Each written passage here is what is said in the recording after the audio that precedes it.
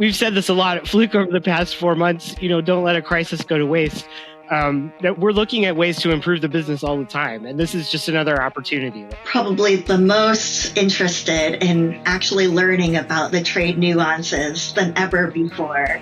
Before we get started with the show, here's a quick word from our sponsor, Global Training Center. As trade compliance professionals, you want to make sure that your procedures and documentation are completed as correctly as possible to avoid any delays and possible fines. We provide a range of trade compliance courses that will fit your needs. From in-person or web training to recorded on-demand courses, we can train one or even thousands on your team through your learning platform or on our portal. We can even customize a private session for your team. Go to globaltrainingcenter.com to find out more. Hi, everyone. Thank you for joining us. Andy is on his way. This show is a little different. We normally do a show where we'll have like a legal consultant or just a trade consultant that might be on here, or maybe someone that did software, stuff like that. But this format of the show is that I kind of actually like a lot, because we are talking to folks on the front lines. So this is not about theory. This is more like about survival, let's call it, because we want to know. So we took who is normally our listener, and we brought them in and put them in front of the camera. So that's pretty much what we're doing. And really like these two folks that we've talked to, that we have on the show. We've had both of them on the show. We had Ryan Bennett before. If y'all recall, he had that cool Christmas, ugly Christmas sweater with the HTS classification. And then his coworker, and we'll talk a little bit about that right now, Trang, we had her on this special live recording that we did at ICPA in the fall, where we call that show Duty Calls, which, by the way, we're going to do another version of it in the fall for ICPA. That one that we did in the first time around, version 1 of it, was more about mentoring and, how do you create a culture? So this next version will be a little different. It'll be, I think, a little bit more like what we're doing today right now, which is a survival type show. How do you survive and deal with different things like that? So Trang and Ryan, thank you all for joining us. And almost at the last minute, thank you all, also for being so flexible and working with us on our time frame. But welcome, and thank you for coming on our show, Ryan and Trang. Thanks for having us. Yeah, thanks for having us. Hey, let's get started then. So before we get into like all the digging in, and I'm just curious, I guess. I can't be in your shoes, unfortunately. Well, fortunately. Yeah, fortunately, I can't be in your shoes. Let's say that. But let's get started with like just a question. Like, I'm real curious. Is at this point, of course, aside from the big shock that we've had, obviously, with the new administration, but at this point, is there still anything like about your jobs or your work that surprises you? The passage of time. Yeah. I think the passage of time has been big. I was talking to my boss this morning, and I was like, was that tariff just last week? Was that announcement just like 3 weeks ago? The last 4 months has felt like years to us, for sure. Especially the pace that we've been having to move at. Yeah, it actually reminds me a lot of like the new parent time, where it seems like the days go by very slow, but then you blink and it's been 6 months, and we're dealing with like the thick of it every day, but then all of a sudden you turn around and it's only been since January that we've been dealing with. It seems like it's I know it's 4 months almost, and it's crazy. Yeah, I mean, I hear that a lot. I'm just curious how you all are getting through this, and how life is treating you with that. And so I guess what is like in that vein, I guess let's talk about that. I mean, what is the reaction of your team when you when you go to them and it's like, okay, So I sat there, and I'm assuming, y'all being in the upper management. Oh, by the way, let's benchmark this also. Today is Monday, June the 2nd, for one. So if we happen to talk about any laws or rules or regulations, it's as of today, but we're not. That's not the purpose of the show. This is more in dealing with those rules and regulations, but just in case. And secondly, I failed to mention. Trang is part of a company. It's actually a corporation called Fortive, and underneath Fortive, there's several business units, and Ryan is one of those, and he's part of Fluke, and so that's why we were able to have both of them on here, because it's not like they're sharing or competing against each other or anything like that. So, they're both in upper management, and within their groups and teams. They lead teams in their respective organizations. But so what happened, or what have you seen? Like, I'm assuming that you're sitting there and listening to the podcast. Haha. Shameless plug. But anyway, and webinars and stuff like that, and you're listening to, and you're trying to decipher, okay, this is now what we need to do. You go to your team and you're like, okay, guys, this is what we need to do. Unfortunately, it's probably having to be almost every hour nowadays. But I mean, joking aside, whenever you do go to them, obviously, Trang, you just said that, like, was that 3 weeks ago, 4 weeks? Was that just last week or whatever? I mean, what is like the reaction that you're getting from your team? Obviously they're looking to you for their leadership. So, just kind of curious how that's been panning out. I think a lot of it has actually been reacting as fast as we can to our leadership team. Unfortunately or fortunately, it's not just podcasts or different trade groups or regulations coming out now. Regular media and social media has made tariffs front and center for everyone. And Ryan and I get to translate to our businesses, hey, did that actually impact us? And is that a material impact, or is it not? And it's a lot of reactive right now to, like, what's this next? Okay, what does that mean for us? How impactful is this? Is this like a we need to do something today impact, or is it we have a couple weeks or months to implement something? Can we ride out the storm type of impact? Understanding that. And Ryan can tell you more about this, but I just got to spend a week with him last month with the Fluke team, really diving in and deciding, like, okay, here are the different tariffs. What are we going to do? How are we going to manage this? And it was an intense week too. Yeah, I think that's kind of like a big difference in this, maybe this round of tariffs versus, the last ones we dealt with in 2018, is that there's so much more news and mainstream news coverage. And what we're used to dealing within our trade teams with everybody who knows the language and knows what the tariffs mean and how they're collected and all of that. And this time around, we're dealing with, executives who are reading something in the news and bringing it to us. And like Trang said, acting from kind of a reactive place rather than, being able to be on top of things and write an executive summary before our CEO hears about a new tariff. It's they're coming to us with, this was on the news today. What are we doing? Does this affect our business? And it kind of takes away that first pass at, getting together with our teams and coming up with a response. And so in ways, I think the timeline's just been really accelerated with the amount of media coverage and the amount of people from different parts of the company.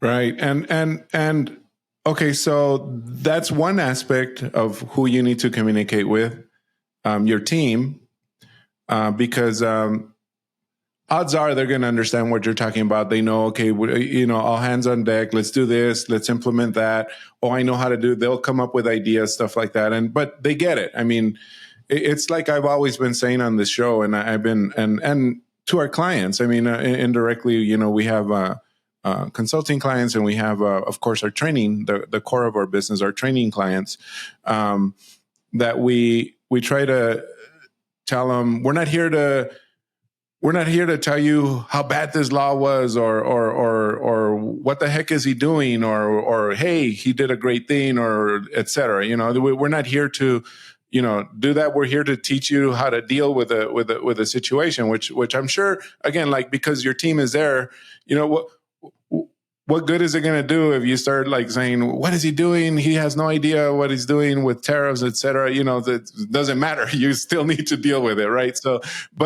there's that group. They'll understand. So now let's go to the other group. So, like, do you all have a responsibility of like updating and giving them an update to the other part of the team? Like, let's say sales. That's probably the worst one, I think. I don't know why, but I'm thinking salespeople are the ones that, not the worst talking to them, but they're the ones that are having to deal with this the worst. That's kind of what I meant. I didn't mean that they're bad people. Yeah. No, it's definitely having a large impact. And I'm sure like they have to explain to the clients why all of a sudden the price might be going up, why it's going up. I don't know, maybe even procurement now is telling sales, dude, the quality of it's still the same, but we're using part A versus part B because we had to source differently or anything. I mean, like, are those conversations going on, or how's that happening with your teams? Yeah, those conversations are definitely happening at Fluke. And, I'd say you mentioned procurement. I'm in 3 meetings a week now with procurement, whereas I used to talk to them, maybe every couple of months. And sales and engineering, because, we are making moves, looking at different countries to source from. And sometimes that's with the same supplier, sometimes that's with a new supplier. So when you get into making these changes, everything's got to be run back through the engineering team to make sure, if you're replacing a part with another part, that it's going to perform the same from a different supplier. And that, that's a whole process of getting things qualified before you can change sourcing. You can't just snap your fingers and say, hey, we used to get all this stuff out of China and now we're going to get it somewhere else.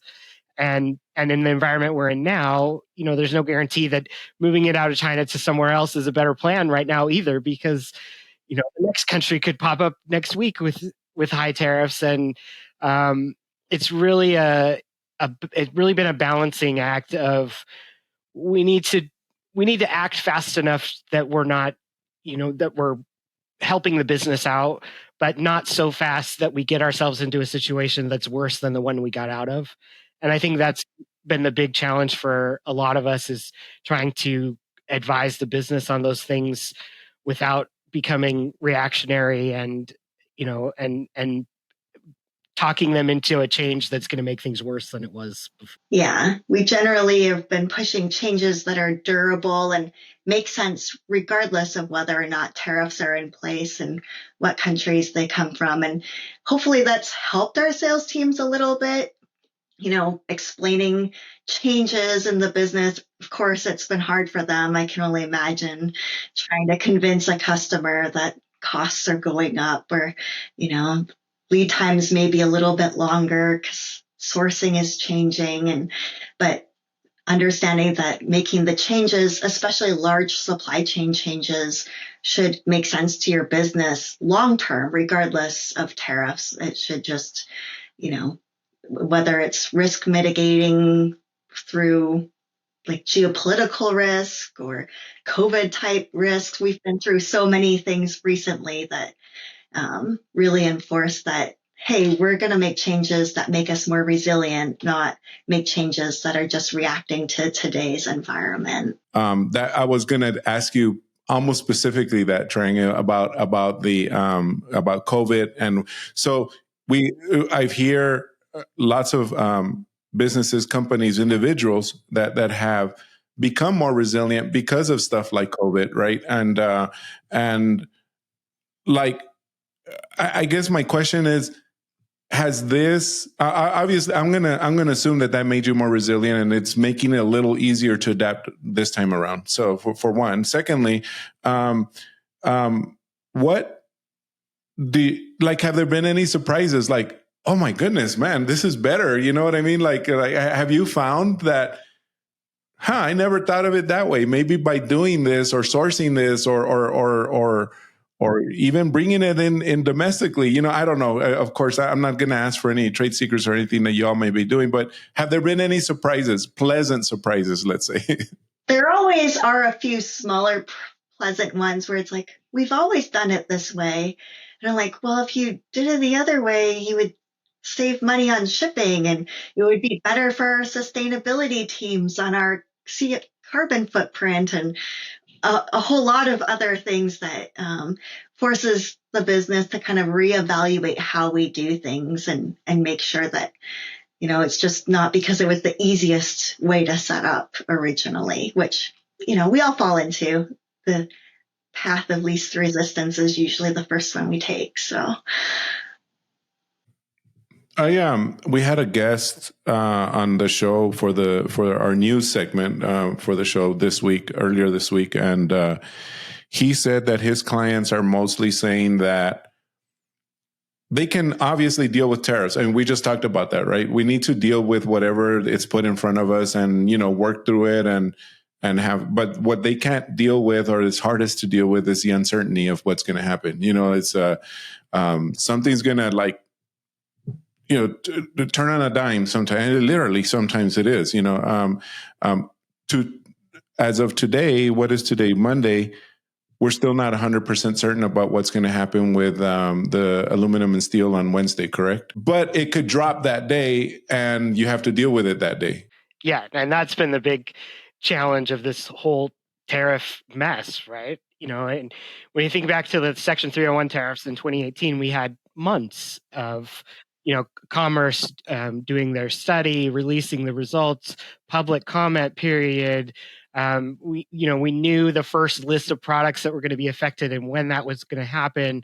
And then we get to 2025 and it's, there's a new tariff. It starts tomorrow and you can figure out how to deal with it.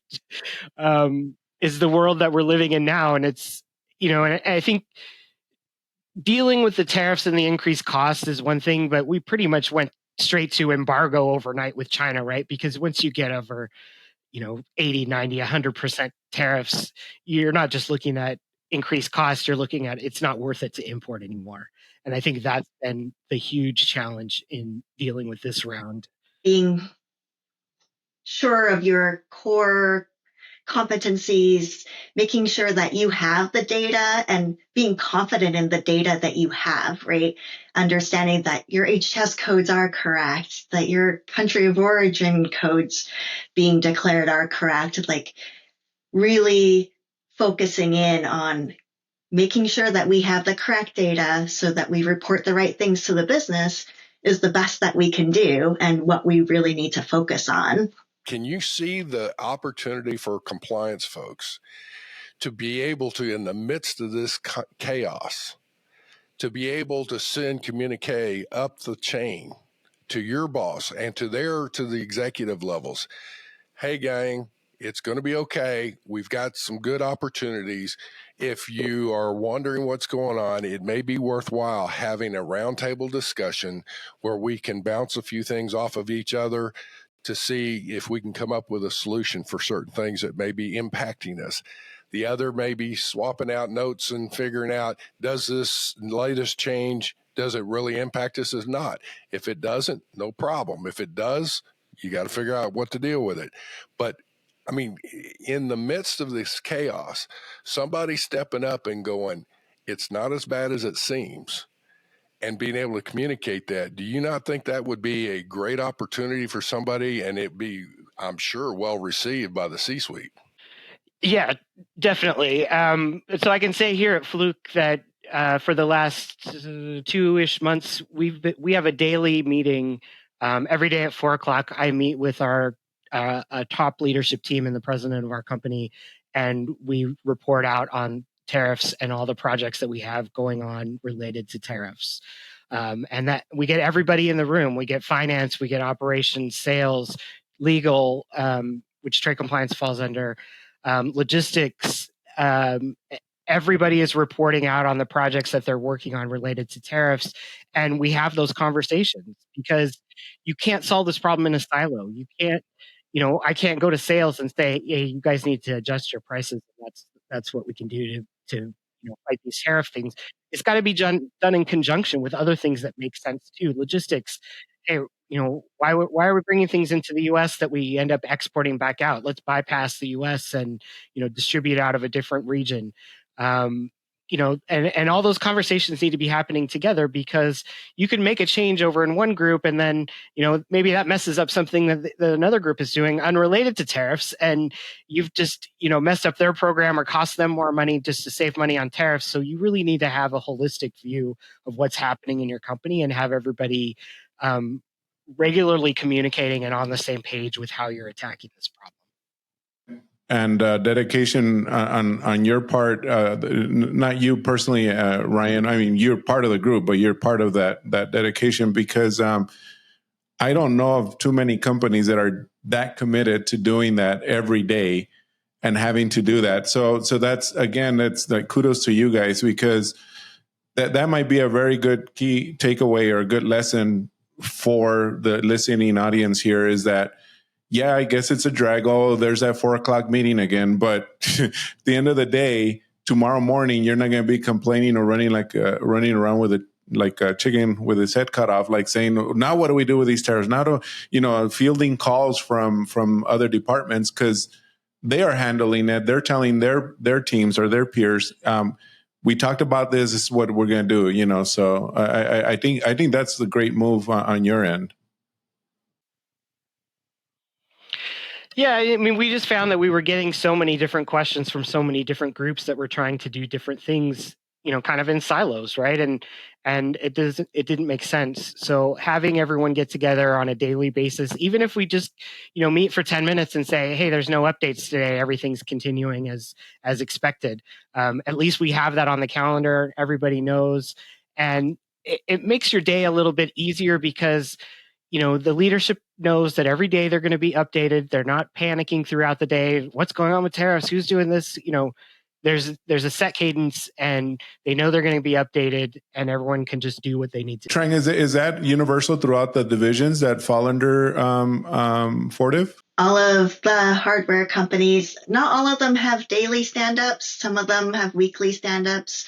But it just has to do a lot with their business models and the size of the business and things like that. But they've all set up, war rooms or virtual meeting rooms, make sure that they're connected. And then at the corporate level, I know that my boss and the CEO and the CFO and the CAO and our VP of supply chain meet on a weekly basis as well, to have kind of that holistic view to make sure they're not duplicating efforts across the different businesses, or if something is working well or not working well for a business that is within our group, that we can share that and kind of make sure that everyone's on the same page.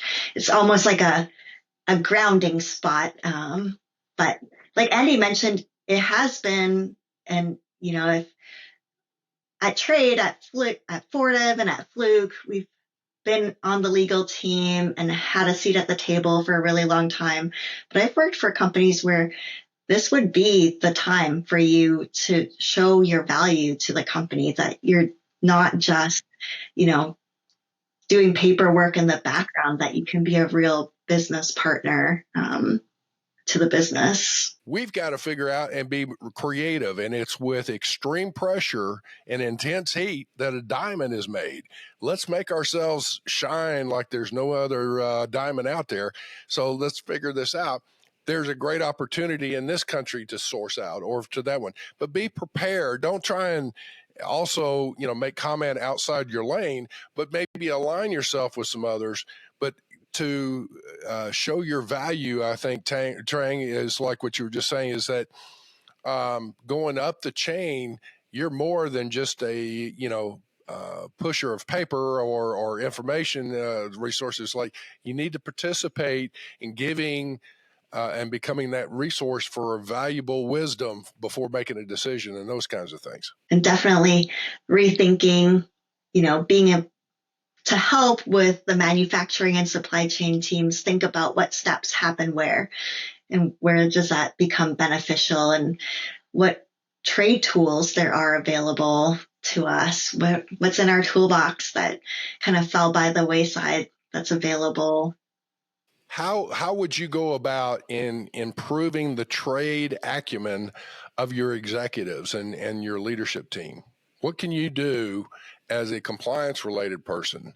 Or if you're in the logistics in the transportation realm or whatever else, what can you do to improve that trade knowledge of your leadership? Is this where we recommend the podcast? And I'm all like, is your business card handy, Andy? Yeah. I will say though that we've said this a lot at Fluke over the past 4 months. Don't let a crisis go to waste.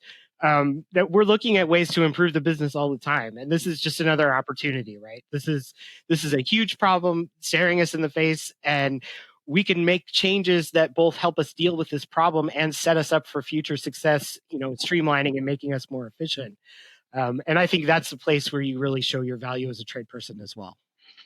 Yeah. And currently, the C-suite is probably the most interested in actually learning about the trade nuances than ever before.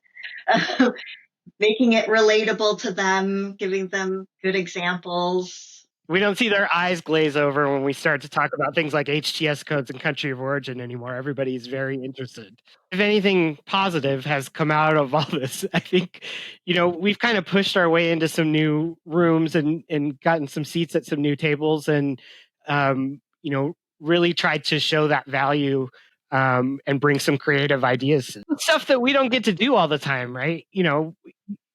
And now, like Trang said, our executives are more open to hearing some of these ideas and things that we can do with trade to be helpful than they ever have been in the past, because this is the time. In those meetings that you also are having daily, weekly, monthly, however you're dealing with them, not only should you try and at least have one key element that you want to offer, just as in general, this is a great opportunity, maybe worth further discussion and research, but also see if you can't find at least one, if not two people that you can compliment and thank to say, hey, the work that you did on this project really helped, and I think we're going to be able to capitalize on that and work through it. If you can do that, then it's like you're going to be asked to attend a lot more meetings rather than, like, go do your trade stuff and then we'll let you know if we need you kind of thing. Exactly.